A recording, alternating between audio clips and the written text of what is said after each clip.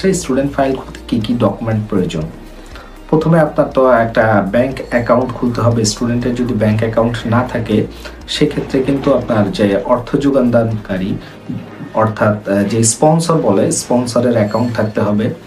এরপর আপনি যেই ইউনিভার্সিটিতে পড়তে যাবেন সেই ইউনিভার্সিটির অফার লেটার, অর্থাৎ ওই ইউনিভার্সিটিতে যে পড়তে যাবে তারা একটা অফার লেটার পাঠায়, সেটা দিতে হবে। সকল সার্টিফিকেট, একাডেমিক সার্টিফিকেট এবং ট্রান্সক্রিপ্টের মূল সত্যায়িত কপি, অর্থাৎ আপনি যদি গ্র্যাজুয়েশন বা আন্ডার গ্র্যাজুয়েট বা পোস্ট গ্র্যাজুয়েশন করতে চান তাহলে আপনার SSC, HSC, under graduate certificate, transcript বা মার্কশিট, এগুলো মূলটা সাবমিট করতে হবে এবং সত্যায়িত ফটোকপি জমা দিতে হবে এবং সদ্য তোলা পাসপোর্ট সাইজের 2 কপি ছবি লাগবে। আর অবশ্যই যেহেতু পড়তে যাবেন পাসপোর্ট লাগবে, ভিসা কপি লাগবে।